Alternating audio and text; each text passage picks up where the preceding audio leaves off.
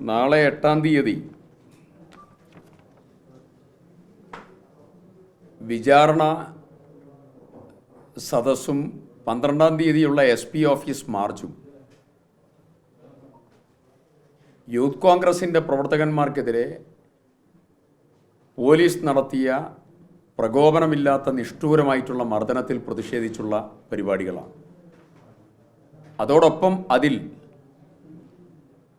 ദുരന്ത നിവാരണ പ്രവർത്തനം നടത്തുന്നതിൽ പരാജയപ്പെട്ട വിഷയങ്ങളും അതിൻ്റെ വിഷയമായി പ്രാധാന്യത്തോടുകൂടി എടുത്തു പറഞ്ഞുകൊണ്ടാണ് ആ പരിപാടി സംഘടിപ്പിച്ചിരിക്കുന്നത്. യൂത്ത് കോൺഗ്രസ് പ്രവർത്തകന്മാർക്കെതിരായിട്ടുള്ള മർദ്ദനം കേട്ടുകേൾവിയില്ലാത്തതായ, ഒരിക്കലും കാണാത്തതും കേൾക്കാത്തതുമായിട്ടുള്ള അതിക്രമത്തിനാണ് നേതൃത്വം കൊടുത്തിരിക്കുന്നത്. ഞാനിന്ന് കാലത്ത് ഇതിൽ ഗുരുതരമായി പരിക്കേറ്റ ജഷീർ പള്ളിവയലിനെ കോഴിക്കോട് ബേബി മെമ്മോറിയൽ ആശുപത്രിയിൽ കണ്ടാണ് ഞാനിപ്പോൾ വരുന്നത്. ഇവിടെ അമൽ ജോയ് ഇവിടെയുണ്ട്, അരുൺ ദേവ് ഉണ്ട്. ഇവരുൾപ്പെടെ ഐഡന്റിഫൈ ചെയ്യപ്പെട്ടതായ പ്രധാനപ്പെട്ട നേതാക്കന്മാരെ പേരെടുത്ത് പറഞ്ഞ് തലയ്ക്കും പുറത്തും നെഞ്ചിലും വയറ്റിലും അതീവ ഗുരുതരമായി നിർദാക്ഷിണ്യം അടിക്കുകയും മർദ്ദിക്കുകയും ചെയ്തു. പോലീസിലെ ഒരാൾക്ക് പോലും പരിക്കില്ല. പോലീസിലെ ഒരാൾക്ക് പരിക്ക്, ഒരു ഗുരുതരമായ ഒരു ചെറിയ പരിക്കെങ്കിലും ഉണ്ടെങ്കിൽ അവർ നടത്തിയ യൂത്ത് കോൺഗ്രസിൻ്റെ ഭാഗത്തുനിന്ന് പ്രകോപനമുണ്ടായി, പ്രശ്നമുണ്ടായി എന്ന് പറയാൻ പറ്റും. ഒരു പരിക്ക് പോലും പോലീസിന് പറ്റിയിട്ടില്ല. ഒരു കാര്യം വ്യക്തമാണ്, ഏകപക്ഷീയമായി അടിച്ച് യൂത്ത് കോൺഗ്രസിൻ്റെ മാർച്ചിനെ തകർക്കാൻ രാഷ്ട്രീയപരമായിട്ടുള്ള ഒരു ഗൂഢാലോചന യൂത്ത് കോൺഗ്രസ് മാർച്ചിനെതിരെ നടന്നു. ആ രാഷ്ട്രീയ ഗൂഢാലോചനയുടെ ഭാഗമാണ് യൂത്ത് കോൺഗ്രസിൻ്റെ ആത്മവീര്യം തകർക്കാൻ അടിച്ചൊതുക്കൽ നടത്തി നിർദാക്ഷിണ്യം മർദ്ദിക്കാനുള്ള തീരുമാനമെടുത്തു. അതിൽ DYSPയുടെ നേതൃത്വം, ചില CIമാരുടെ നേതൃത്വം, ചില ബറ്റാലിയനുള്ളതായിരിക്കുന്ന റിസർവ് പോലീസ് ആളുകളുടെ നേതൃത്വം ഈ കാര്യത്തിലുണ്ടായിരുന്നു. നിയമപരമായ നടപടിയും അതോടൊപ്പം രാഷ്ട്രീയപരമായിട്ടുള്ള പോരാട്ടവും ഈ അക്രമത്തിന് നേതൃത്വം കൊടുത്ത ആളുകൾക്കെതിരെ ശക്തമായ മൂവ്മെന്റ് ഉണ്ടാവും. നിയമപരമായിട്ടുള്ള കൂടിയാലോചനകൾ ഞങ്ങൾ പൂർത്തീകരിക്കുകയാണ്. ഒരു കാരണവശാലും ഇതിന് നേതൃത്വം കൊടുത്ത പോലീസ് ഉദ്യോഗസ്ഥന്മാരെ വെറുതെ വിടുന്ന പ്രശ്നമില്ല. തലയ്ക്കും നെഞ്ചിലും പുറത്തും വയറ്റിനും അടിക്കാൻ ആരുടെയും കാലിനടിച്ചിരിക്ക താഴോട്ടടിയില്ല. എല്ലാ അടിയും മേലേക്കാണ് അടി. അപ്പൊ തന്നെ വളരെ കൃത്യമാണ്.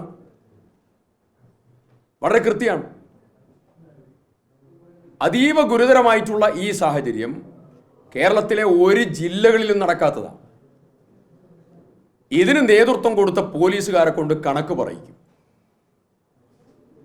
അതിനാവശ്യമായിട്ടുള്ള എല്ലാ നടപടികൾക്കും യൂത്ത് കോൺഗ്രസിൻ്റെ കൂടെ കോൺഗ്രസും ഉണ്ടാകും എന്നുള്ളത് അറിയിക്കുകയാണ്. ഈ പ്രക്ഷോഭം അതിൻ്റെ ഭാഗമായി ആരംഭിച്ചതാണ്. ഈ പ്രക്ഷോഭം തുടർന്നു കൊണ്ടുപോകും. മറ്റൊരു പ്രധാനപ്പെട്ടതായിരിക്കുന്ന കാര്യം, ഇന്ന് കോടതി പറഞ്ഞിരിക്കുന്ന അഭിപ്രായം വളരെ പ്രാധാന്യമുള്ളതാണ്. സംസ്ഥാന സർക്കാരിൻ്റെ കണക്ക് കോടതിക്ക് പോലും ബോധ്യപ്പെട്ടില്ല എന്നുള്ളതും കോടതിയുടെ മുമ്പിൽ പോലും മറച്ചു വെക്കുന്നത് ഏറെ ഗൗരവതരമായിട്ടുള്ള പ്രശ്നമാണ്. എന്തിനാണ് സംസ്ഥാന സർക്കാർ കണക്കുകൾ ഒളിച്ചു വെക്കുന്നത്? ദുരന്തത്തിൻ്റെ ഭാഗമായി ദുരന്ത നിവാരണ പ്രവർത്തനത്തിന് നേതൃത്വം കൊടുത്ത സംസ്ഥാന സർക്കാരിൻ്റെ കണക്കുകൾ എന്തുകൊണ്ടാണ് അവർ മറച്ചു വെക്കുന്നത്?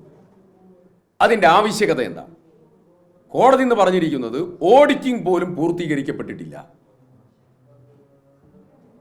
ഞാൻ ചോദിക്കുന്നത്, ആദ്യത്തെ കുറച്ച് ദിവസങ്ങൾ കഴിഞ്ഞ് കണക്കുകളിൽ വ്യക്തത വരുത്തി അതിൻ്റെ ഓഡിറ്റിംഗ് പൂർത്തീകരിച്ച് കണക്കുകൾ സമർപ്പിക്കേണ്ടതായിരിക്കുന്ന സമയം കഴിഞ്ഞു.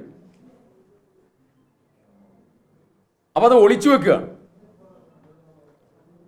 എന്തിനാണ് ഈ കണക്കുകൾ ഒളിച്ചു വെക്കുന്നത്? ദുരന്തബാധിതരായ ആളുകളെ സംരക്ഷിക്കാനുള്ളതായ ചുമതല സർക്കാരിൻ്റെതാണ്. എന്നാൽ ഇന്ന് അവരെ സംരക്ഷിച്ചു കൊണ്ടിരിക്കുന്നത് പൊതുസമൂഹമാണ്. ഇതാണ് ഇതിലെ ഏറ്റവും സങ്കടകരമായ വസ്തുത.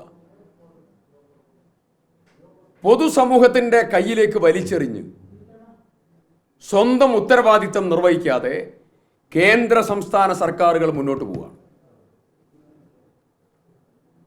ദുരന്ത നിവാരണ പ്രവർത്തനത്തിൽ സംസ്ഥാന സർക്കാർ ഒരു ദുരന്തമായി ഇന്ന് മാറിയിരിക്കുന്നു എന്ന് കോടതി പോലും പരാമർശിച്ചിരിക്കുക. ഈ പരാമർശത്തോടുകൂടി ചൂരൽമല മുണ്ടകൈ ദുരന്തത്തിൽ സർക്കാർ സമ്പൂർണ്ണ പരാജയമാണെന്നുള്ള നിരീക്ഷണമാണ് ഇന്ന് കോടതി നടത്തിയിരിക്കുന്നത്.